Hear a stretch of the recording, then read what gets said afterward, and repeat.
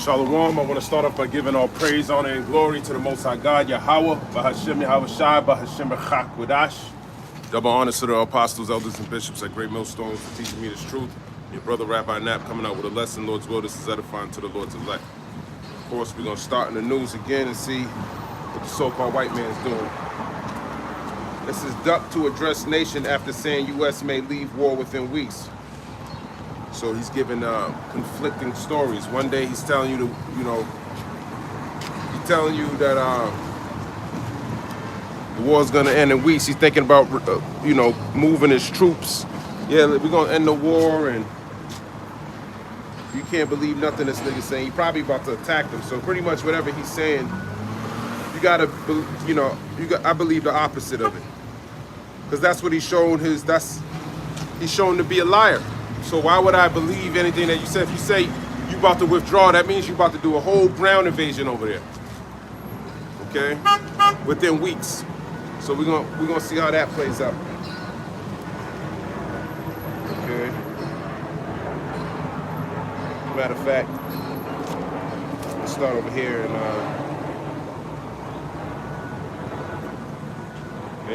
let's start at Psalm 55.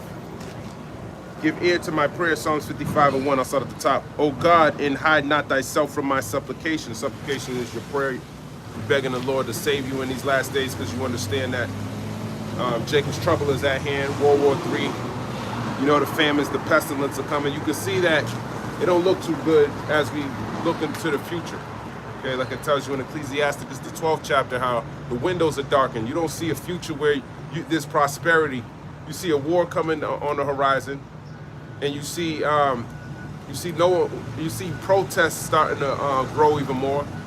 Okay, we're at the brink of anything can happen at this time. Anybody could do something, and then now you're shut down again. Martial law, troops all over the place. You know, anything can happen. So we're praying to the Lord now in this grace period that He have mercy on us in the times to come. Psalms 55 verse 2. Attend unto me and hear me. I mourn in my complaint and make a noise. Yeah. We mourning in our complaint. Who's complaining? The elect of Israel. Okay, they're the ones who are complaining, like it tells you in the book of Ezekiel, the 9th chapter. Let's grab that precept.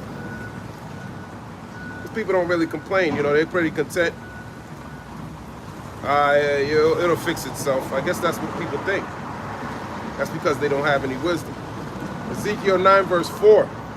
And the Lord said unto him, go through the midst of the city, through the midst of Jerusalem, and set a mark upon the foreheads of the men that sigh and that cry for all the abominations that be done in the midst thereof. So go set a mark upon the foreheads in the midst of Jerusalem on the men who sigh and cry about all the abominations that be done in the midst thereof. So that's what the elect will be doing, because they would show signs that they have that TheWORDS, because when you look at that word mark, it means TheWORDS means exempt from judgment. And that's what's coming to this place. Judgment. If you don't have that mark, you're going to be put to death. Ezekiel 9 verse 5. And to the others he said in mine hearing, go ye after him through the city and smite.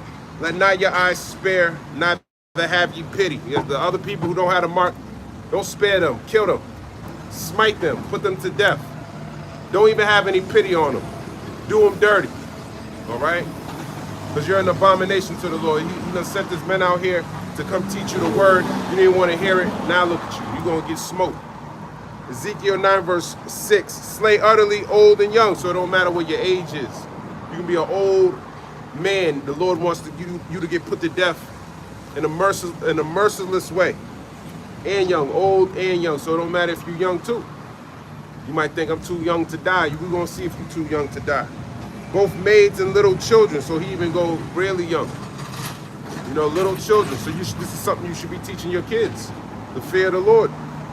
And women. So, and women. Okay, you women are subject to get put to death too. Even though you think you're safe, you're not. You're comfortable, you're secure. That's only for a limited time. You should read about Isaiah the 32nd chapter. It tells you you're gonna lament for the teats. Okay, for the fruitful vine. You're gonna wish you could call on the so-called white man to help you in that time. As a matter of fact, he's gonna be the one you're gonna be trying to get away from if you ain't already got the chip. There's a lot of you women, you're gonna take that, you're gonna get put to death because you're gonna have the mark of the beast. Okay, that's not the why that I'm reading about in Ezekiel 9 right here. This the why is exemption from judgment. The MOTB is guaranteed destruction. So it's the opposite. Ezekiel 9 verse 5, but come not near any man upon whom is the mark. Yeah, anyone who has the mark, come not near them. Okay, that's why it tells you in Psalms 91, 1,000 shall die on your left side and 10,000, let me grab that too, after this. It says, and begin at my sanctuary. So those of you who are in this truth, it tells you in 1 Peter 4 and 17 that that the judgment's going to start with us, pretty much, roughly paraphrasing. I'm not even paraphrasing it correctly, but it's 1 Peter 4 verse 17. Okay, if it first begin at us, what shall the end be of them who believe not the gospel? So you're going to see that what's going to be like for them, because they weren't being obedient. So they got judgment coming to them. At least you got a chance in the bucket because you were actually keeping the law, statutes, and commandments to the best of your ability. Like right now, today's the Passover. You see anybody happy and rejoicing? Well, it's not really a rejoiceful thing, but you don't see anybody celebrating this. But watch when it's Easter. They're gonna be celebrating those stupid ass rabbits and shit, Easter eggs all over the place. What about what the Lord did for the nation of Israel? Is that forgotten? That's not worthy to be talked about. You had to have that mark then. That was a mark. When you had the blood over the doorpost, that was you getting exempt from judgment. When the Lord was going around putting the firstborns to death. So you were hearing the Egyptians' kids getting put to death, and the nation of Israel was good in that time because they were covered with the blood of the Lamb. And just like this time, you gotta be covered with the blood of the Lamb. And one token of you being covered with the blood of the Lamb is you having this wisdom, knowledge, and understanding. If you don't have that, then there's no blood over your doorposts. You're not thinking about the Lord. Okay, you're thinking about the so-called white man. His blood is defiled. He's gonna get you killed. That's not. You can have blood over your doorposts, but if that's the goat. That's the goat's blood. Okay, so you're gonna get put to death. Ezekiel chapter 9, verse 6. And begin at my sanctuary. Then they began at the ancient men which were before the house. The ancient men or the old men. All right? So don't think because you're old, grandpa can get put to death too. Let me grab this in 1 Peter 4, verse 17. It says, for the time has come that judgment must begin at the house of God. And if it first begin at us, what shall the end be of them that obey not the gospel of God? The end be for them is death. Okay? Grievous sores. All right? That's going to be the end for them. Psalms 55 and verse 3, because of the voice of the enemy, because of the oppression of the wicked, for they cast iniquity upon me, and in wrath they hate me. That's talking about the so-called white man in his continual stroke, like it tells you in the book of Isaiah, the 14th chapter. He just constantly putting hell on the nation of Israel, and we got to endure that shit. But we praying that the Lord kill him, destroy him, put him into slavery so we can destroy his ass after. Isaiah 14 verse 6, he who smote the people in wrath with a continual stroke, he that ruled the nations in anger is persecuted and none hindereth. That's talking about the so-called white man Esau. When he get persecuted, nobody gonna give a fuck about him. Because they act like he's your friend now, but it tells you in the book of Ecclesiasticus, the 10th chapter, he who is honored in riches. Let me grab that as a matter of fact. Ecclesiasticus 10 and is it 10? Yeah, Ecclesiasticus 10 verse 30. The poor man is honored for his skill. And the poor man is the so-called Negro, Latino, and Native American. They're honored for their skills. You know, they can sing, they can dance, they're comedians, they play good sports. You know, they'll make you trim your yard really nice. He's honored for that, right? It says, and the rich man is honored for his riches. So the white man, he's honored for his riches. You know, that's why the women want to go with him. I was watching a video last night, had this tall, beautiful white woman with this taller black man. And then this dude, this podcaster, this black dude was asking, why are you with this guy? Is it because, you know, A, B, and C? And she's like, no, I'm not. I think he asked her, one of the questions was, are you with him because of money? And well, he pulled out his wallet and said that she's with me because of my money. But then to find out she used to be a stripper, so she could have been with anybody. But she said that she was with him before he had money and all of this. She was a white woman, and basically she said she's with him pretty much because she loves him. But you know, the podcaster was basically asking her, well, he said it's because of money, but it looks like you could have had mad people that offered you money. She was a beautiful white woman stripper. Of course, I'm sure a lot of old white men was in there trying to get her with money. You know, and Jake snatched her up. She don't want to be with them. So that riches shit ain't even working anymore, Esau. You can't just throw your dollar at the women anymore because they don't really like you, man. We're hearing a lot of complaints from your women, man. You need to get your shit together. Then I heard another woman last night talking about how, because you know they always talk about how the black father ain't shit. He ain't never home. But then she was saying the white man's at home, but he's so distant from his kids, he don't even really like know him like that. And she's saying that's just as traumatic. Okay? So we're suffering the curses. Your ass is at home, and you ain't even showing any love to your kids because you're a damn wicked demon. And they starting to see that shit. It's better your ass go roaming. They don't want your ass at home. Okay? But the fact of the matter, these women choose these white men because of the money. They want the soft life. All right? That's what Esau is. That's why people fuck with him in the first place. He got all the cash. You have to fuck with this dude. He owns the fucking banking system. Other than that, nobody would fuck with him. That's why he got to oppress you. So you need him. Other than that, nobody needs you. That's why when you fall, no one's going to hinder that. They're going to be like, good, that's what his ass get. Now we ain't got to fuck with him no more. Matter of fact, while he's down, we might as well kick him. And that's what's going to happen to the so-called white man. When he gets down, all the races of the nations, it's not just so-called Negro, Latino, or Native American. No. The whole world, man, hates you. The Son hates you. I ain't talking about the Heavenly Father's Son. I'm talking about the Son, the S-U-N, man. It hates you. Okay? This world hates you, man. Because you're a disgrace. Okay? And if the Lord, you know, we're praying that the Lord destroys you. Okay? The true believers understand what the problem with the earth is. It's you. Why complain about environmental causes and cancer getting removed and trafficking and all of that? You want to get rid of that? Get rid of Esau. All of that will get cleared up. That's all you got to do. You know? That's all we got to do, man. So, you know, there's only one way to get him out of here, and that's the Lord. The Lord got to take him out. He set him up so that the only way he can go is if you call upon him. So that's what you got to do. Anyways, let's read this again. Ecclesiasticus 10, verse 30. The poor man is honored for his skill, and the rich man is honored for his riches. And the rich man is the so-called white man. The poor man is Israel.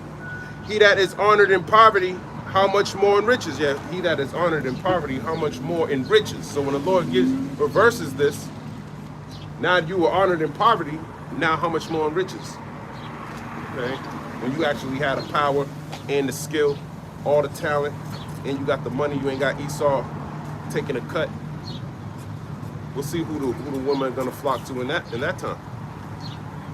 There's gonna be an abundance of white people that white men you could go fuck with. They ain't gonna want your ass. You're gonna be living in a pit. Okay? You're gonna be serving us. And your widows ain't gonna like you either. Ecclesiasticus chapter 10, verse 31. He that is honored in poverty, how much more in riches? And he that is dishonorable in riches, how much more in poverty? Yeah, he's dishonorable in riches. Look at Elon Musk. About to be a trillionaire, but there's poverty in the nation he's supposedly got all this money from. But the nigga wants to take that and go up to Mars. So he wants to use the resources he's accumulated in your country and bring it up to another planet and terraform that and go live over there. So take all the Earth's resources and bring us somewhere else. That's evil. Why don't you go up there first, and then we'll see. We'll send you something over there. Give you enough to eat while you're over there. So that's evil. $1 billion is $40,000 every day for 80 years. So you're telling me you spending $40,000 a day for 80 years? You got, come on, man. So that's wicked and evil. Yet people can't even eat. They can't eat. Why? Because Esau. So getting rid of him, you want to fix poverty, you got to get rid of him. Diseases, he got to go. That's the point that I'm trying to make. This book of Psalms 55, verse 3, because of the voice of the enemy, because of the oppression of the wicked, for they cast iniquity upon me, and in wrath they hate me. Yeah, they hate you. They hate you so-called Negroes, Latinos, and Native Americans because of the blessing that your forefather gave to Jacob. Your forefather whipped up some lentils and some meat. It smelled so good that the so-called white man sold his birthright to him because he was so hungry, because he doesn't have integrity. Okay, so when he came back, he was willing to sell something that he covets today. His own birthright, which he knows about legal documentation. We got it right here. The legal document right here. You sold it fair and square. You go to court with him. You got proof, right? We got proof right here. Look at Genesis 25 and verse 30. And Esau said to Jacob, feed me, I pray thee, with that same red pottage, for I am faint. Therefore was his name called Edom. Your name got changed. You were so hungry they had to switch your name, man. Genesis 25 and 31. And Jacob says, sell me this day thy birthright. That was the best thing Jacob could have ever done. Okay? Sell me this day thy birthright. This is his older brother Esau, hungry. And his brother says, sell me this day thy birthright. This was his little brother. Not by much, they actually twins. But Esau came out first, and Jacob's hand was holding the heel of Esau. Okay? So they were born on the same day. So they were just maybe not too much apart. Hours, minutes. Genesis 25 in verse 32. And Esau said, behold, I am at the point to die. And what profit shall this birthright do to me? So I am at the point to die. Come on, Esau. That's an exaggeration. Okay? That's why this nigga likes fast food. That's why there's fast food all over the place, because he wants you to have that same type of, everything's in his image. That's how Edomites actually feel. That's why they eat that shit. Okay? They put it more importantly in Jacob's community, but they eat that shit too. It's not just Jake. You do Uber Eats. You be delivering it to Esau. He's always at the point to die. So when this famine kick in, just imagine what type of nigga this nigga's gonna be.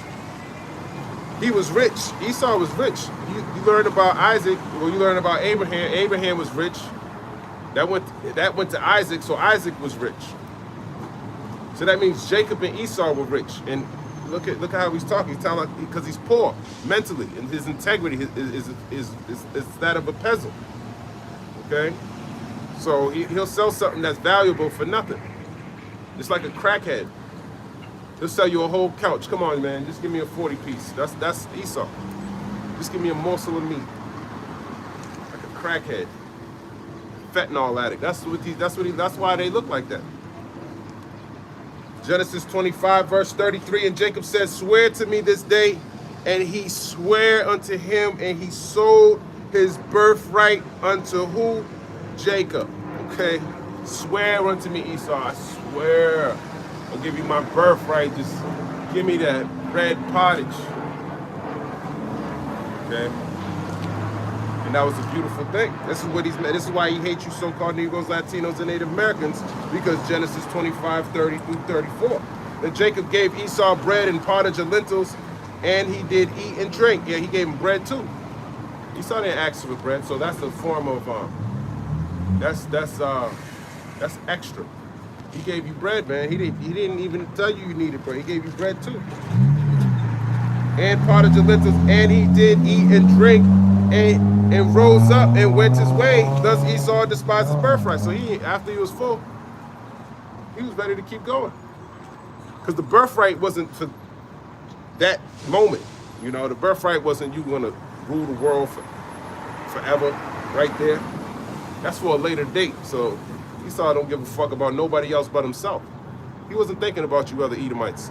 He didn't care about now. This is the reason why you're going through what you're going through now. You wouldn't have to go through protests and uprisings and no kings this and that. It's because of your stupid ass forefather Esau, who you descend from. This despicable man here. Okay, that's who you. As a matter of fact, Esau. You read more about Esau. Esau was he was alright.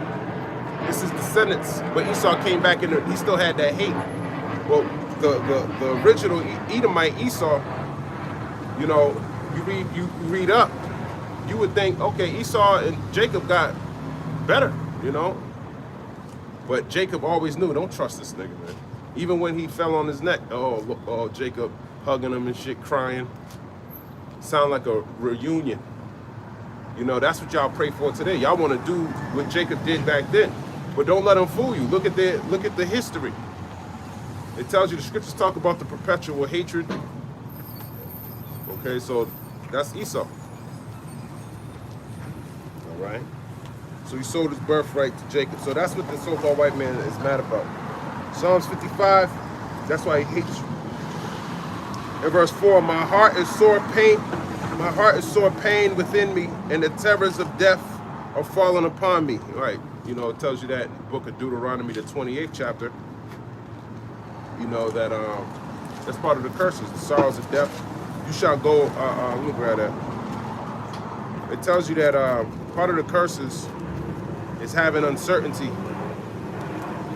you know, and who has more uncertainty of living every day, statistically, you know, who's more likely to get pulled over and die from a routine pullover?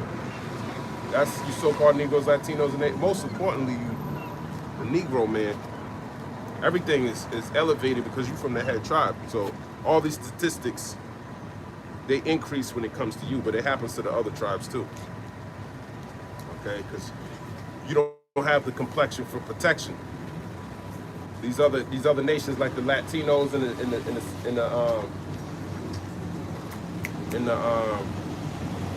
Native Americans, they're more mixed in with the French, the English, and the Spaniards. Well, even them, they still get put to death. I saw this one Latino man get put to death. He was, brother, we're brothers. Two Edomites was like, yeah, we brothers. They put his ass to death. That's how much he didn't know. Come on, we're brothers. We're brothers. And he fucking put his ass to death. I think they choked him to death off camera. This was, I forgot where this was. He stole like a bike. And that's why you shouldn't steal. Well, ultimately the Lord killed him, but just the whole mindset of him screaming like that just shows you he wasn't right, man. He wasn't right. Last thing you want to do is just scream to the so-called white man, fuck that nigga. All right? Take your death cheerfully from now on. Die like a man. You're in captivity. Yeah, that's the curses. Deuteronomy, but you don't know. Deuteronomy 28 and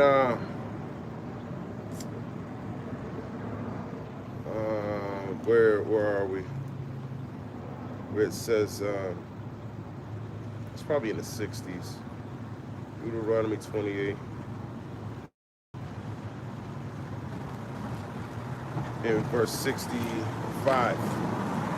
Deuteronomy 28 verse 65. And among these nations shalt thou find no ease, neither shall the sole of thy foot have rest, but the Lord shall give thee there a trembling heart, and failing of eyes, and sorrow of mind. And thy life shall hang in doubt before thee, and thou shalt fear day and night, and shall have none assurance of thy life. So that's part of the curses. All right. Psalms 55 verse 4 again. My heart is sore pain within me. Your heart's your mind. And the terrors of death are falling upon me. So you feel like you're going to die. And that's going to happen more so when Jacob's trouble comes, because Esau's going to be like a madman sparing none, according to 2nd Ezra, the 16th chapter. Okay, you're going to know what the so-called white man, he's going to have all impunity, and look what he's going to do with it. He's going to come and get you niggas, man. That's what the program's for. And it's not because you did anything, you don't understand why. I just read it right. Why? Genesis 25th chapter, 30 on down. Nigga sold you his birthright. He's mad about that. He wants it back because now he sees the value in it. Because his kingdom's about to be is declining. That's not going to happen with the nation of Israel because we got the birthright. But it's not like Jacob really stole his birthright, because you read 2nd Esdras the 6th chapter. The Lord hates Esau, so he did it to him in a way that's just did him dirty. And then his blessing didn't even go. It bypassed him and went to the so-called small hat, which is the scoundrel of them all. He should be the lowest side of them all, you know. But he raised him up above Esau, put his grandson, skipped Eliphaz, and just gave it to Amalek. Amalek's like he's like a second-class citizen, okay? According to his, you know, because he was born through Timnah, which is the concubine. That's like Ishmael ruling right now over Isaac when he's the promised seed. That's what's going on. Except it's Jacob over Esau. Okay? But the Lord's using all of this to, he's using these situations, his hate, to perfect his elect. Then he's gonna turn around and destroy them. So you gotta take on these things cheerfully. A lot of people, they don't wanna, you know, they don't want to speak about righteousness because they got their minds of Esau's world. Esau is their king. So why would you talk against somebody you love? Okay?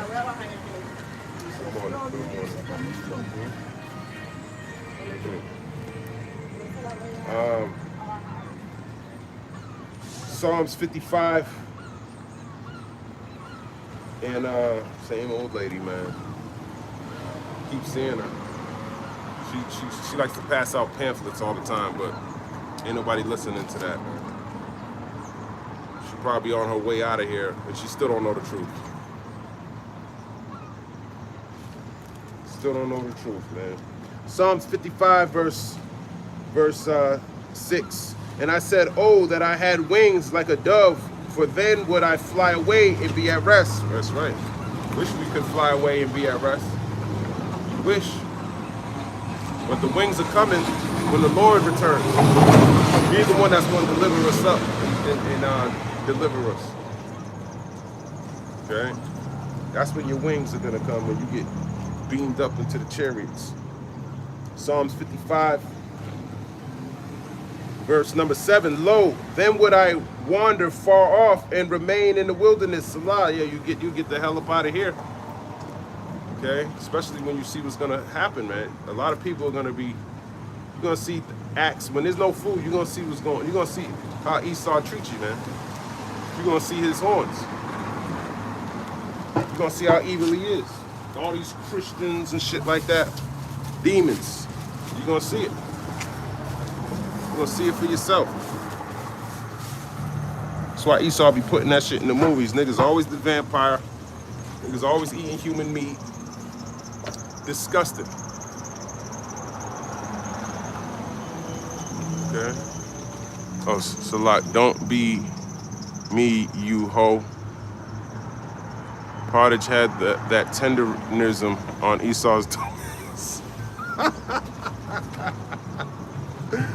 He said it had that tenderism. Mr. Ten, that's Jake, man. Jake's the original Mr. Tenderism. That's funny. Probably did. Esau said, man, I want some of that. He probably was slow cooking it too, man, so the meat was tender. Woo. That's funny, man. That's Psalms 55, verse 7, verse 8. I would have hastened my escape from the windy storm and tempest. Right. I would have hastened my escape from the storm and tempest. Storm's ultimately Esau coming down with great wrath. He's the flood. Okay, that's the Lord. That's how the Lord's going to use his judgment. And the only way to escape is through this wisdom, knowledge, and understanding. It's through the Lord. Okay, having mercy upon you in these last days. That's how you get the victory. It's through Yahushua, who was an example of how to win. He got the victory. He's sitting on the right hand of the Heavenly Father. Okay, and he's going to come back and he's going to deliver his elect. He's going to destroy the rest of these people. These other nations, I should say. Psalms 55, verse 9. Destroy, O Lord, and divide their tongues. For I have seen violence and strife in the city. That's right. Divide their tongues. Tongues goes into different languages. Just like he did in Genesis, the 11th chapter, with the Tower of Babel. He divided their tongues. They were all one. Okay? And he confounded them. Let's jump over there in Genesis real quick. Because that's what he's doing now. He wanted everybody to be one via the microchip. Genesis 11:1. And the whole earth was of one language and of one speech. And that's what you're going to try to do now. Be of one language, be of one speech. Right? And it came to pass as they journeyed from the east that they found a plain in the land of Shinar, and they dwelt there. And they said one to another, Go to, let us make brick and burn them thoroughly. And they had brick for stone, and slime had they for mortar. And they said, Go to, let us build us a city and a tower, whose top may reach unto heaven, and let us make us a name, lest we be scattered abroad upon the face of the earth, upon the face of the whole earth. Yeah, so let's build this tower all the way, build it up to heaven, you know, because they were trying to, they thought they were going to escape the flood. Okay, if the Lord sent another flood, they'd be able to escape it. So that's symbolic of them trying to escape the judgments. And that's what they're trying to do now. And the Lord came down, Genesis 11:5, to see the city and the tower which the children of men builded. And the Lord said, Behold, the people is one, and they have all one language, and this they begin to do, and now nothing will be restrained from them which they have imagined to do. And that's why they're trying to build that again with this MOTB. That will make you all one under Esau. Okay. Genesis 11:7. Go to, let us go down, and there confound their language, that they may not understand one another's speech. So that's them dividing the language, dividing the tongue. The tongue goes into languages. So the Lord scattered them abroad from thence upon the face of all the earth, and they left off to build the city. Therefore is the name of it called Babel, because the Lord did there confound the language of all the earth, and from thence did the Lord scatter them abroad upon the face of all the earth. So there you go. He wasn't dealing with Babel, so he's not dealing with Esau's new world system that he's trying to develop, digital new world order. That's just going to be confounded too. The Lord's not with that everyone come together bullshit like these Christians and Catholics. God loves everybody and all that. That's the same shit Antiochus Epiphanes the fourth did in the book of 1 Maccabees, the 1st chapter. He wanted everyone to stop doing their laws and follow the laws of his laws, pretty much. Let's all be under this one law, which is evil. And that was another Edomite then. So he's always trying to bring about this one world, you know, we all get along bullshit, man. First of all, the Lord's not with it, and it's not going to happen. This is the book of Psalms 55 and verse 10. Day and night they go about it upon the walls thereof. Mischief also and sorrow are in the midst of it. That's right, in the cities. That's what we see, mischief and sorrow. Mischief goes into wickedness. That's all you see in the city. That's all they do here, man. Everyone's just a bunch of transgressors. Ain't nobody thinking about keeping the laws, man. That's not in their hearts. Their hearts is wickedness continuously.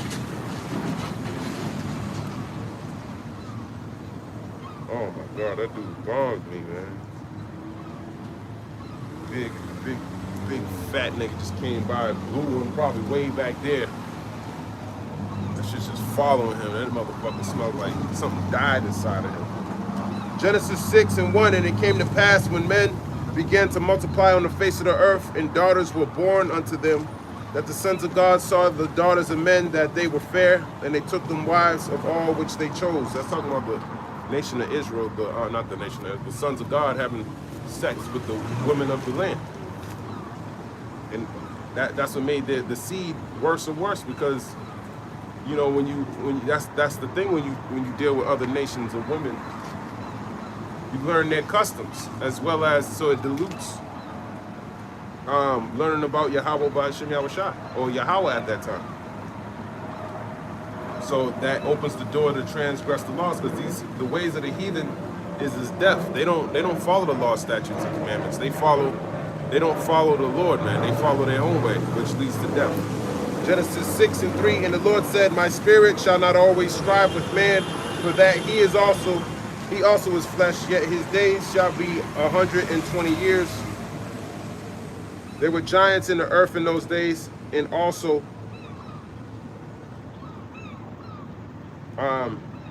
after that, then the sons of God came in unto the daughters of men, and they bare children to them. The same became mighty men, which were of old, men of renown. So that's what the giants mean. They were mighty men, men of renown. Yeah, they knew who those children were. Just like your kids are going to be known in the kingdom to everybody.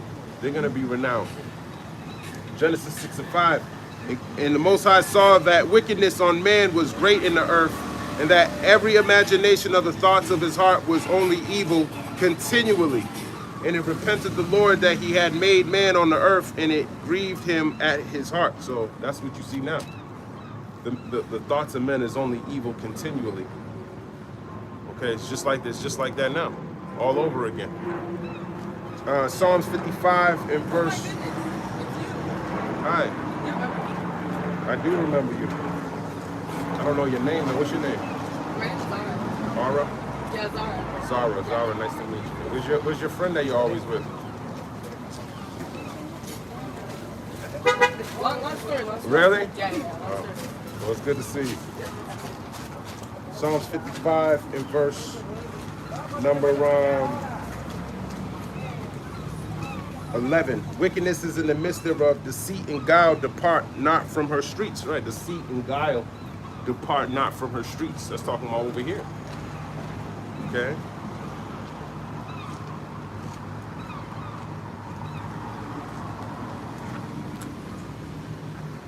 This nigga is walking around with this place gotta go, man. This Lord gotta. I would show it to you, but you don't even. I'll save you the view, man.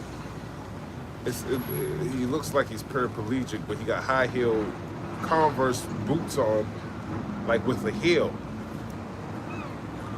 Jake, Latino man, he's out of his fucking mind. He can't even walk.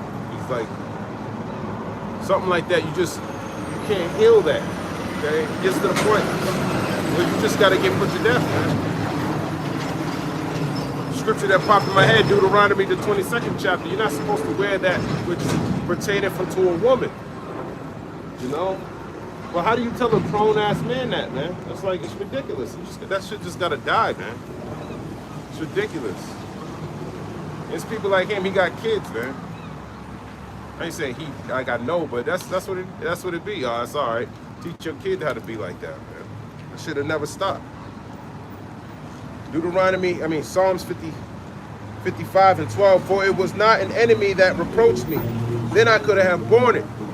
Neither was it he that hated me that did magnify himself against me, then I would have hid myself from him. But it was thou, a man, mine equal, my guide, and mine acquaintance. So there you go. That's ultimately going into Judas Iscariot. Okay, he's the one who betrayed Yahweh Shah. So, you know, David's writing these Psalms, but yet he's prophesying. That shows you that's prophetic. Okay, Psalms 55 verse 14. We took sweet counsel together and walked unto the house of God in company. Let death seize upon them, and let them go down quick into hell, for wickedness is in their dwellings and among them. That's right. And that hell ain't talking about the place where you burn up. This you got what's that word? Guyana. That is a place where you throw trash out to get burned. Okay, but that's a physical trash pit where you burn shit. Okay, so this place is gonna get burned too, like a trash pit, because that's what this place is. Morally corrupt.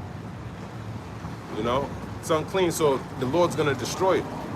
What the hell is, which you so-called Negroes, Latinos, and Native Americans have went through down here on the earth? That's hell.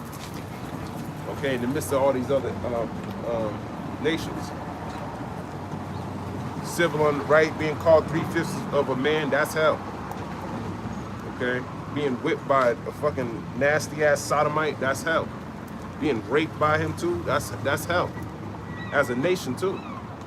So the whole nation of Israel had to go through that. And then still to this day, I was talking to somebody, some Asian couple. Nigga he talking like a Jake, but he's not. And the Asian person too. And they'll sit there and look at you like you ain't shit. They I find that shit funny as hell, man. They talking like Jake, but yet they look down on you like you ain't shit, nigga. That shit's funny as hell, man. Shit's fucking weird. Seeing Asian people like that, man. That's just fucking funny as hell to me, man. What do you think you learned? You learned all that lingo from us, man. Like, what are you guys doing, man? But then they got the pride. That's the pride of the so-called white man inside their heads, man. It tells you in the book of 2nd Esdras, the 15th chapter, that Babylon decked their daughters in whoredom. So they teach their kids to be like the so-called white man. Okay.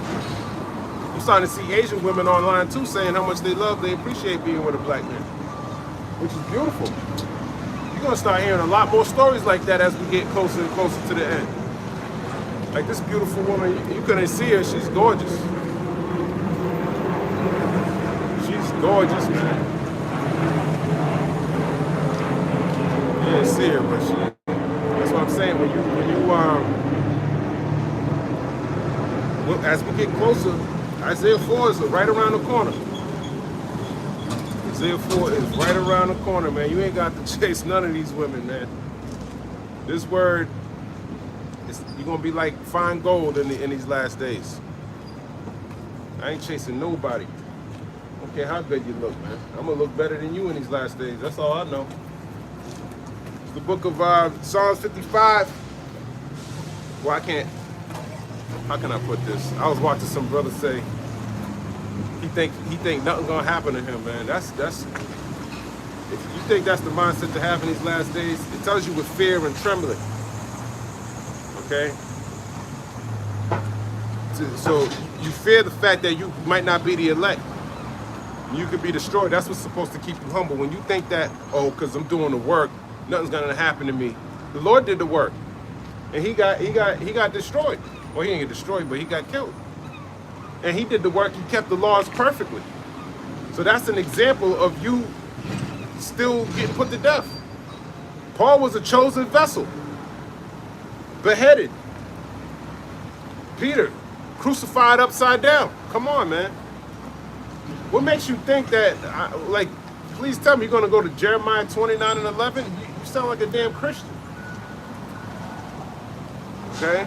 Anything can happen, man. And just because you die don't mean you didn't get the victory. Like, do we have to go back into the basics? You got to read 1 Thessalonians, the 4th chapter, man. Let me jump over there real quick. Now, I ain't talking, the brother, he's diligent.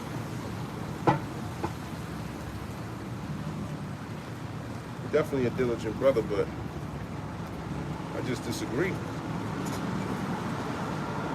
That's why, you gotta, I only listen to the elders, I don't only listen to them, I only listen to GMS. Some people listen to other groups too, so you gotta watch out for that. Because they probably be weaving in some bullshit somebody else said. You don't wanna do that, man. The scriptures literally tell you, I think it's Psalms, the 2nd chapter. Let me grab that first. So people who say that, you gotta, it tells you in Revelation 2:10, fear none of those things which thou shalt suffer. They shall cast some of you into prison. Be faithful unto death, and I'll give thee a crown of life. So you might have to die. Okay? He didn't say that for no reason because people weren't going to die, but there's people that are going to die and still get a crown. That's why, I was going into that last night. You got to be focused on the victory, man. Because it tells you in Wisdom of Solomon that the fear is the portraying of the succors. Okay, so it's when Esau is pretty much able to because that all it is a lack of faith. That's all it is. So if he can just it defeats you with doubt, man, you're gonna lose your crown, man. You're gonna lose your crown. That's why your faith is that important, man. And then there's some people that they didn't even do any of this work. They're gonna die and they're not gonna take the chip. They're gonna know more. That's a little, to me, that's more faith than you. You done did all the work, but then because the Lord didn't deliver you in the way that you thought He should have, you're gonna take the chip. That's the type of mentality you people are basically putting out there. You know, so I'm only saying that you self-examine and think, okay, yeah, that's true. Because what if I do go to prison? What if they do tell me if you don't take the chip, you're gonna get put to death? Does that mean you weren't saved? You're gonna have that's how that doubt's gonna creep in and overthrow you. Okay, so you don't wanna have that mindset, man. You're not supposed to love your life. That's somebody that loves his life. You can come out here and be diligent at the same time and still love your life, man. Okay, having that mindset, that ain't right, man. That's not a right mindset. I don't know who told you that. Psalms chapter 2, verse 11, serve the Lord with fear and rejoice with trembling. So you got to serve Him with fear and rejoice with trembling. So it sounds like a lot of fear. Okay? He knows His thoughts. Let's go to Jeremiah 29:11. Since people think, just in case people think that. I used to think that too. Until you got to study more, man. The more you study, the more things. Every day the Lord's revealing new things to me. Jeremiah 29:11. For I know the thoughts that I think toward you, saith the Lord Yahweh, thoughts of peace and not of evil, to give you an expected end. Yeah, thoughts of peace and not of evil, to give you an expected end. But that doesn't justify the fact that you won't be faced with tribulation. You might be faced with death. Job was faced with death. Okay? He said his bones you could see his bones through his skin. So you don't think he felt forsaken? But yet he still maintained his integrity. So you gotta have, you gotta think, okay? You gotta always trust in the Lord, man.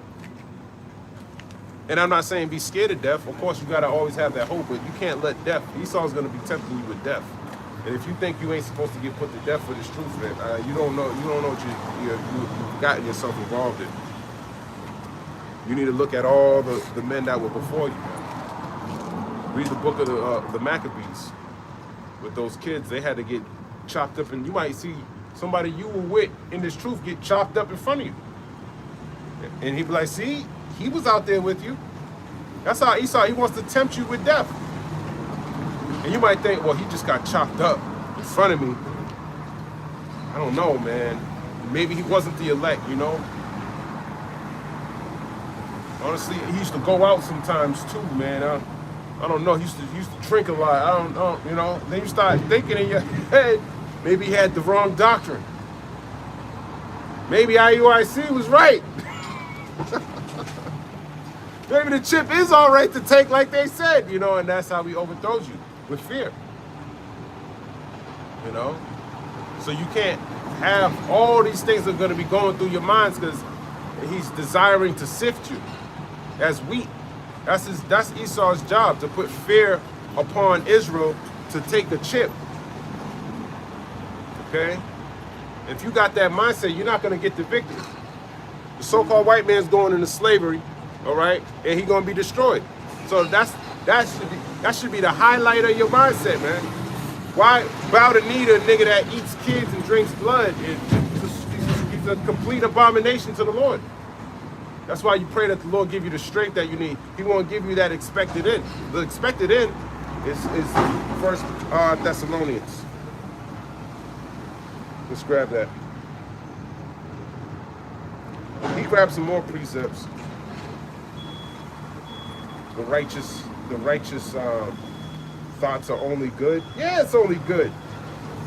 Because we thinking about righteousness, man. That's what good is, man. Thinking about the kingdom. Okay, thinking about putting our enemies in slavery. That's a good thought. Okay? That's all you're supposed to be thinking about. Getting the victory. No matter what happens. That's a good thought. That's how you're supposed to think. That doesn't mean you're not going to be faced with tribulation. Okay? That doesn't mean you're not going to go through things, man. Those guillotines are coming, or death is coming, man. All right? 1 Thessalonians chapter 4.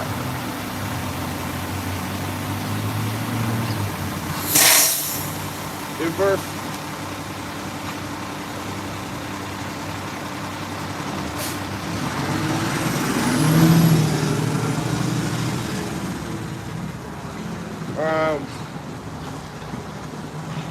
verse 11, I'll start there. Yeah, 1 Thessalonians 4, verse 11. Actually, I gotta start up.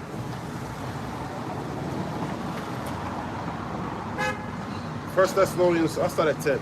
4 and 10. And indeed, ye do it toward all the brethren which are in all Macedonia. I'll start at 9. But as touching, 1 Thessalonians 4 and 9. But as touching brotherly love, ye need not that I write unto you, for ye yourselves are taught of God to love one another. And indeed, ye do it toward all the brethren which are in all Macedonia. But we beseech you, brethren, that ye increase more and more. That's right, you got to increase more and more. That's what the house of David was going to do. They're going to constantly increase. Okay? But the house of Saul, they're going to wax weaker and weaker. And having thoughts that you don't have to suffer, that you're not going to suffer for being in this ministry, that's not true. That's not true at all, man. Yahweh is the example. It tells you in Hebrews, the 12th chapter, that you haven't strived for righteousness unto death. Okay? And it's true. But he has. Let me grab this. Hebrews 12 verse 4. Ye have not yet resisted unto blood, striving against sin. Yeah, you got to resist unto blood, striving against sin. Okay? They tried to give him the wine. He was like, nah, I'm good. He wanted all the smoke, man. He didn't want to be comforted in his lowest point. You know, that's an example of he just wanted whatever the Lord wanted to do to him, he was for it. The Lord want to take you and dash you against something. Hey, that's the Lord. You don't belong to yourself anymore. You're just a vessel of the Lord. Okay?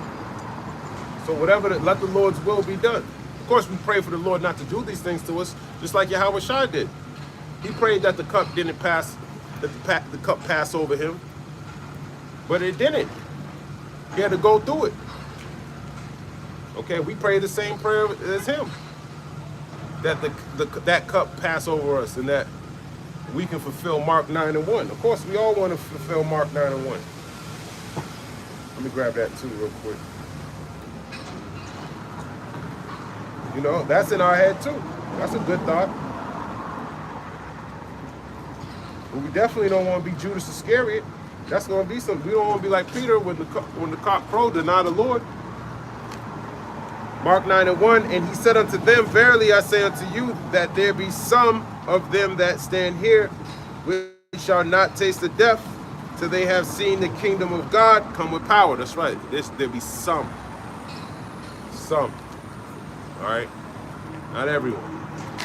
2/3, and you don't even know you could be a 2/3. So having the mindset that you just the elect because you do the work, that ain't the mindset, man. I don't come out here thinking I'm the elect because I do the work, man. Those thoughts don't come through my head. I hope that it's called the hopeful elect. You're a prisoner of hope. Okay? That's all it is. 1 Thessalonians 4.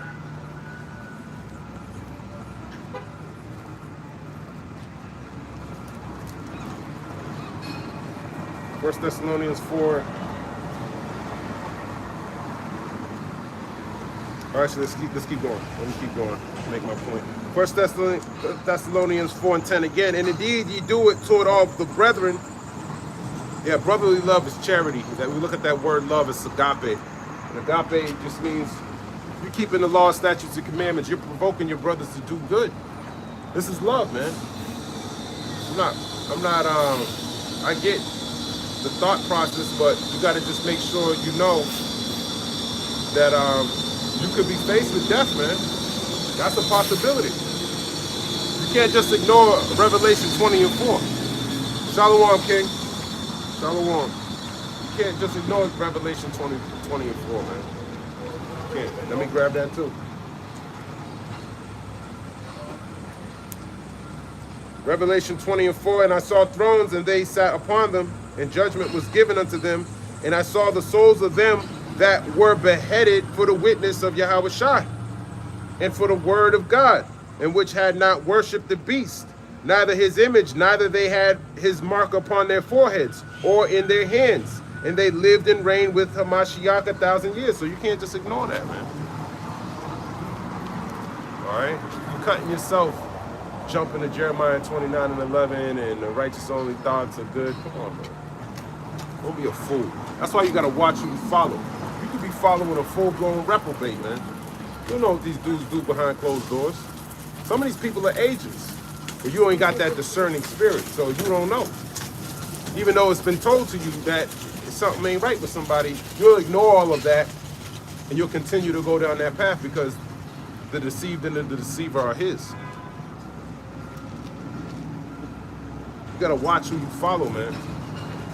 You got elders, man.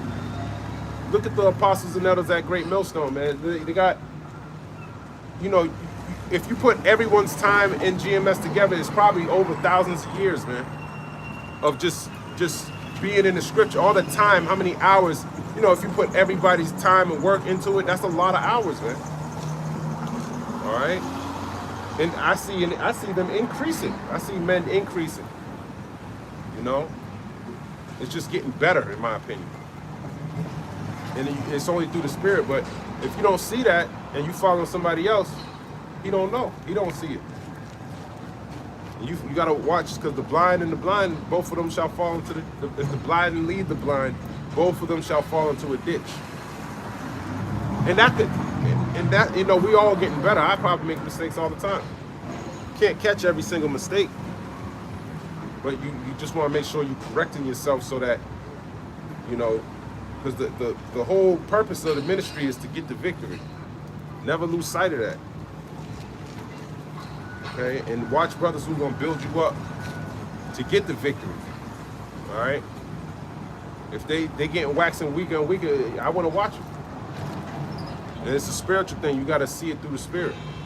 They might not be for you. They might be for somebody else. The Lord got different people in different positions for different things, man. You know? You might watch somebody long enough and you be like, you know, I'm tired of watching this person. That's good. At least, you know, they built you up. Find who can keep building you up to take you to that next step. Because ultimately, you gotta get through that MOTB, which is right around the corner. 1 Thessalonians 4 and 11, and that ye study to be quiet and to do your own business and to work with your own hands as we commanded you, that ye may walk honestly toward them that are without, and that ye may have lack of nothing. For I would have you to be ignorant, brethren, concerning them which are asleep, that ye sorrow not, even as others which have no hope. That's right. Don't sorrow at the people who have fallen asleep. That you sorrow not, even as those who have no hope. Because, you know, those who have no hope are not thinking about the kingdom. They think he's dead and gone and that's it. So the way the world looks at death is different from the men of the Lord and people who are in this truth. We know that, first of all, the Lord, all the issues of death belongeth to the Lord, number one. Number two is that, especially if he died in this ministry, that's what it's talking about, people like that. Not people people die every day. But the men who are dying in the ministry, they're just asleep, man. Okay? Until the time, unless they're just on the chariot, because we at the end. waiting for the destruction to come. So we will all be in the chariots, and that's what this is getting into. First Thessalonians 4 in verse 14, for if we believe that Yahushua died and rose again, even so them also which sleep in Yahushua will God bring with him. That's right. Even those who also sleep in Yahushua, those of us who are in this ministry, who believe the truth, who are studying, who are believers, same thing. For this we say unto you by the word of the Lord, 1 Thessalonians 4 verse 15, that we which are alive and remain unto the coming of the Lord shall not prevent them which are asleep. Yeah, so we that are alive, let me read that again. It says that we which are alive and remain unto the coming of the Lord shall not prevent them which are asleep. So when you read that in the NLT, it's a lot smoother, but it's basically saying that you're not going to prevent them, meaning they're going to pretty much be in the chariot while you're still alive, meaning they're going to be risen before you. They're going to be in that new body before you. That's all that means. You can't prevent them from getting a new body before you because you're still alive. Okay? 1 Thessalonians 4 verse 16, for the Lord himself shall descend from heaven with a shout, with the voice of the archangel and with the trump of God, and the dead in Hamashiach shall rise first. Yeah, so the dead in Hamashiach shall rise first. They're going to be given the new body first. So those of us who die in this truth, you ain't actually dead, man. You don't know that they're in the chariot. They ready. They got the victory. That's why it tells you in Wisdom of Solomon, the 3rd chapter. I'll grab that. Let me grab that. You know, because you're gonna have to apply these scriptures as we get closer to the end. Wisdom of Solomon 3. And there's a precept in Ecclesiastes that says a wise man often thinks about death. I'll grab that too.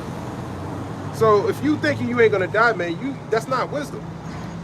Wisdom of Solomon 3 and 1, but the souls of the righteous are in the hand of God, and there shall no torment touch them.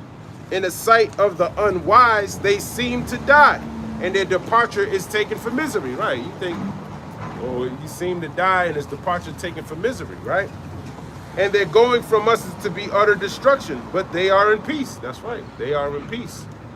So if you don't understand that, then that scriptures like that, man, are really, these scriptures are gonna get heavier and heavier as we get closer to the end, man. Wisdom should be meeting you in every thought. You know, so these thoughts that you have need to be combated with scripture, because it's Satan trying to overthrow your faith.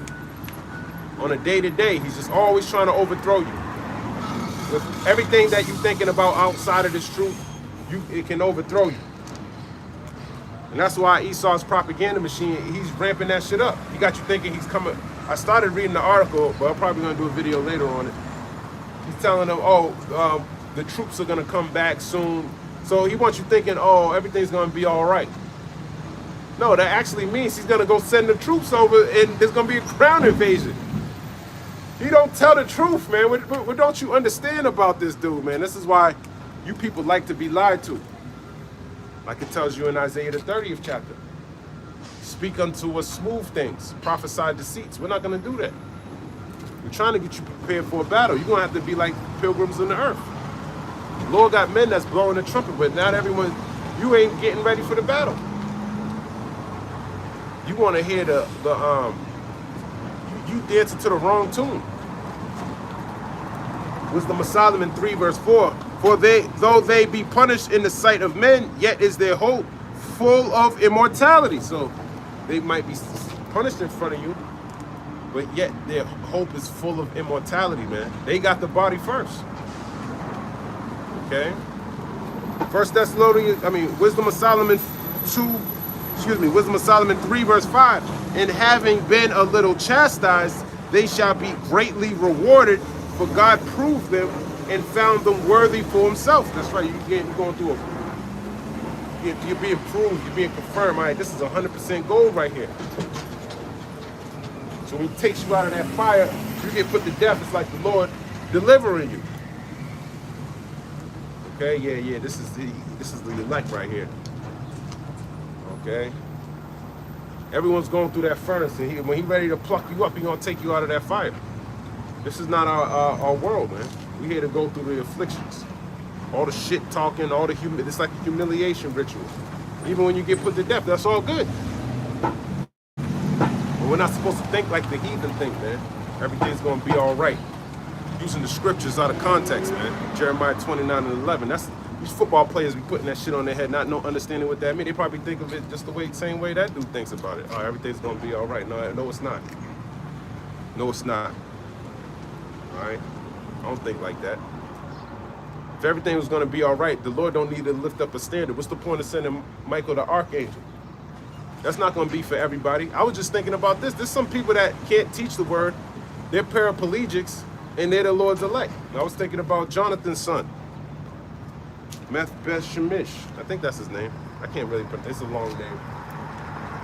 But he was lame since when the Lord and King David had him sitting at the table. So he's part of the house of David.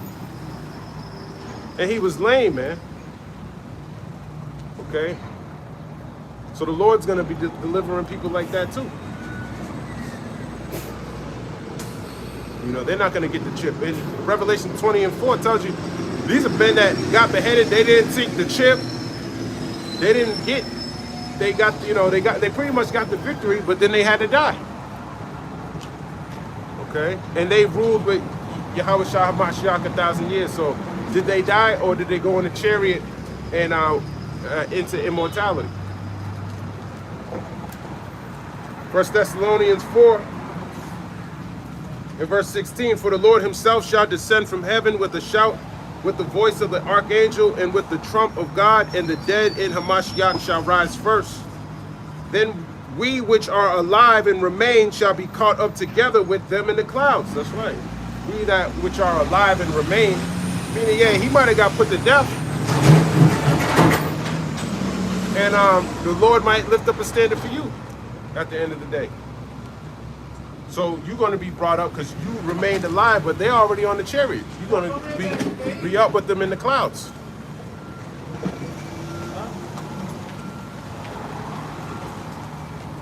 First Thessalonians chapter 4,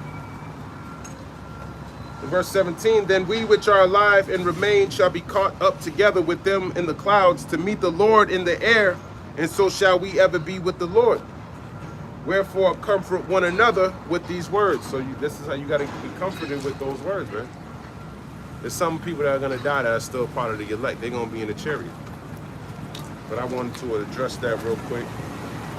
I want to finish Psalms 55.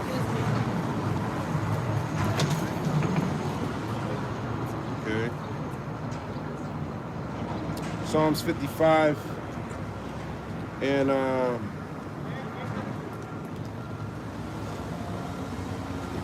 was Psalms 55 verse 15. Let death seize upon them and let them go down quick into hell, for wickedness is in their dwellings and among them. So going back to hell, it's I think this right here is the new location. That's the one, 195 Market Street. This is it? Yes, and I tried all doors. They said they don't see me. People come here all the time, and I've never seen nobody go in there. Yeah. Okay. Yes, hi. This is Psalms 55 and verse number 16. As for me, I will call upon God, and the Lord shall save me. That's right. That's the only thing you can do is call upon Yahweh B'Hashem Yahushai, and the Lord save you, man. Okay?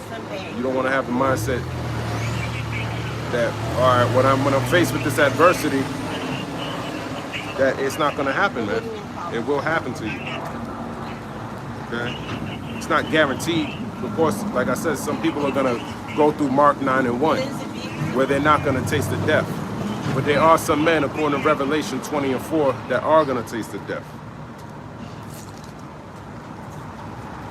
Psalms 55 in verse number 17. Evening and morning and at noon will I pray and cry out loud, and he shall hear my voice. That's right. Evening and morning and at noon shall I pray. Are you praying that much? Are you praying 3 times a day like Daniel? Maybe you got to pray more. You know? It's good to read these scriptures. Read the whole, stop going. Read the whole chapter sometimes, man. Make sure you got the whole world, with the whole word inside you. You got to eat the whole roll, man. Because maybe you might be forgetting certain. I don't know how to what the real problem is. I don't know. It's probably somebody that you're following that got you thinking like that. That nothing's gonna happen to you. See, the elders don't talk like that.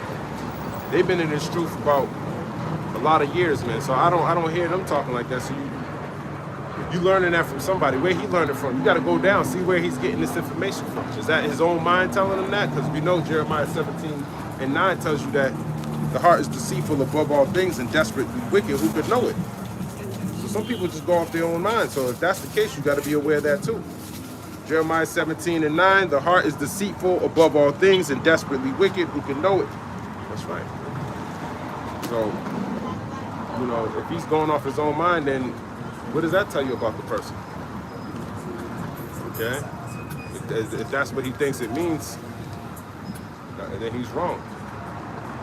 All right? And there's probably more to the story that you don't know. But a lot of people, you know,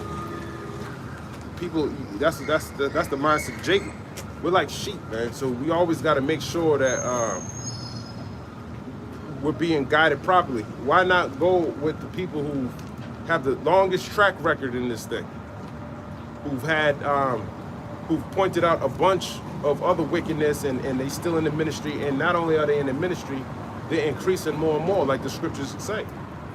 You got that with the apostles and elders at Great Millstone, okay? And I'm talking about the apostles. I'm talking about Apostle Tahar, Apostle Gabar, Apostle Ramla, but you should be watching them. They're diligent. They're not, oh, I don't feel like doing any work today. They're always doing work, man. They don't got the mindset like a lot of other Israelites. So it's good to watch them specifically. Okay? And they're always going over the same history over and over and over again. So it's just refreshed and renewed in their mind. They're not stagnated when it comes to the water. Okay? And you shouldn't watch people who they claim to follow them, but they don't move like that. Then you should watch. That's another sign. Okay, that's the best advice I can give you is watch them. Anyone under them, they haven't seen what they've seen. Okay, they might got stories, but they just haven't seen them. And once you depart from them, pretty much everyone I've seen that departed from them are reprobates. Okay, you could be a reprobate and still be in this, and still be in the truth, which is it's called an oxymoron. It doesn't make any sense, but it's possible. Okay, that you could literally be in the truth. That's why the deceived and the deceiver are his. You got to watch out. We just hope, you know, I just hope and pray that the Lord deliver me when I'm faced with that same temptation. Okay. But going into it like I'm just gonna win, that's not gonna work. Especially when he killed his only begotten son, I'm not gonna think like that. That's not for me. That's not the doctrine of Yahweh Ba'Shem Yahushua. Being fearful and rejoicing in fear. That's what I read in Psalms 2, I think verse 11. So that's the way to go. Okay, we're rejoicing in fear. Understanding that the Lord is he's the reason why all these things are happening. Psalms 55 in verse 18, he have delivered my soul in peace from the battle that was against me, for there were many with me. That's right, he have delivered my soul in peace. You know, mark the perfect man, because the end of that man is peace. So you got to mark the perfect man. If you ain't watching the perfect man, the end of that man ain't going to be peace. All right? Look how the apostles and elders move, man. Are they moving like the person you watch? Or are they completely different? That's the standard to me. How are they moving according to who they supposedly brought them in the truth to? How are they moving according to that? Because this knowledge will puff you up. Sometimes you think, I ain't even got to work that hard. I ain't got to do nothing. I'm good. Okay? But some people, it's not about how much work you put in anything like that. The point is the standard, you know? I look at somebody who's been here a long time, has received a lot of favor from the Lord, and that's who I would follow. It tells you not to have many counselors. Okay? What scripture is that? I think that's, I forgot what that was. I think it's Ecclesiasticus 30 something, let me see. Don't have too many counselors, Ecclesiasticus, KJB.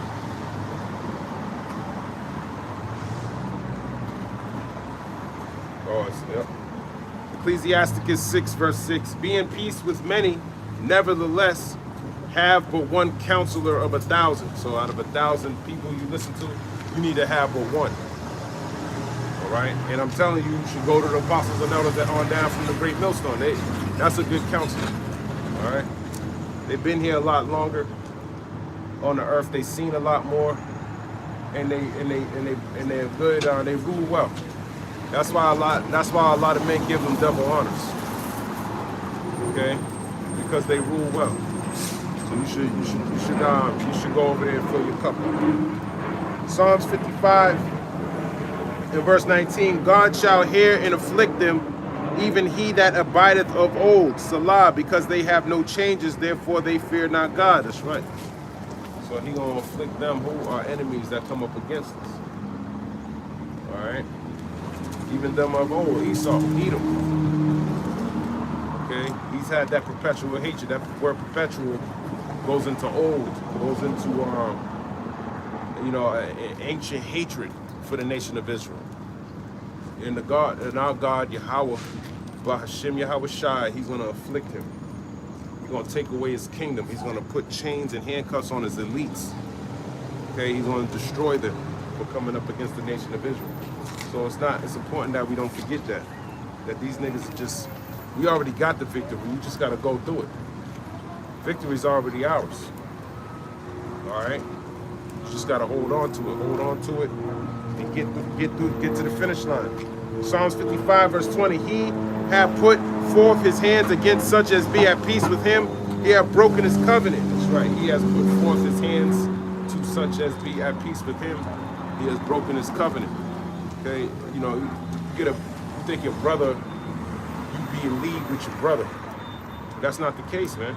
He's constantly had that perpetual hatred. So he's showing you he hates you so-called Negroes, Latinos, and Native Americans. Esau doesn't keep his covenants. That's what he did with the Northern American people. Or what do you call it? The Indians, they call them. Well, that's Gad. That's Simeon. I mean, that's Gad. That's Reuben. Okay. And Issachar too. All right. He broke his covenants with them, and he gonna break his covenant with everybody because he's deaf. Psalms 55 verse 21. The words of his mouth were smoother than butter, but war was in his heart. His words were softer than oil, yet were they drawn swords. Just like now. Oh yeah, I'm gonna send the troops back. But in all actuality, there's gonna be a draft, and you're gonna get deployed by the boatload over there in the Middle East. So go bring tractors over there so you can get some dig up those Persians' uranium. He wants their uranium. He wants to stop them from developing weapons of mass destruction. He's hitting you with the George Bush policy, what he did in Iraq. So a lot of people are gonna die, man. And that's not gonna be finished. You were in Iraq 20-something years. They didn't have drones. They didn't have intercontinental ballistic missiles. Iraq didn't have a navy. But Iran does, so it's gonna be a lot worse. Okay.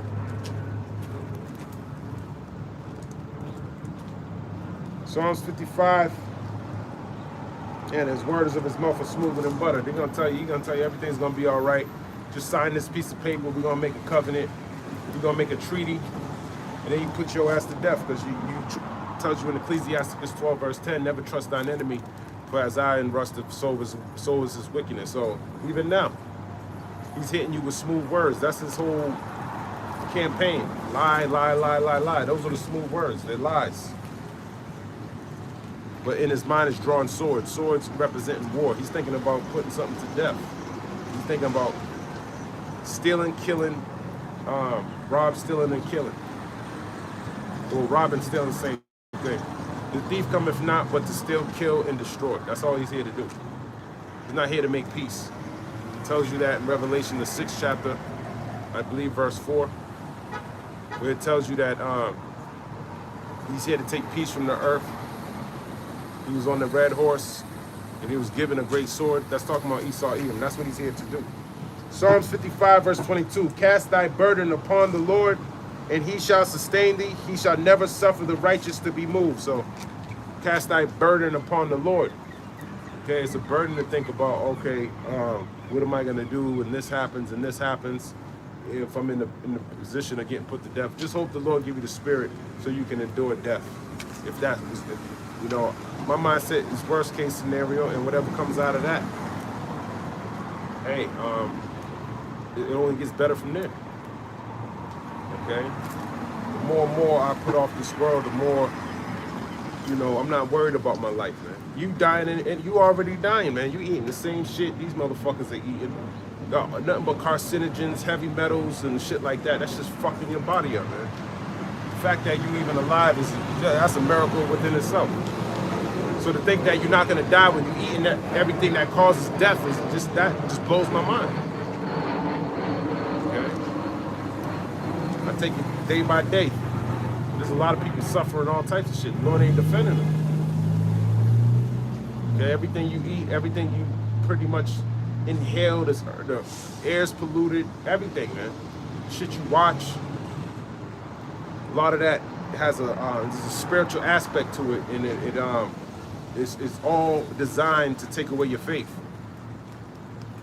Psalms 55, verse number 23, but thou, O God, shalt bring them down into the pit of destruction.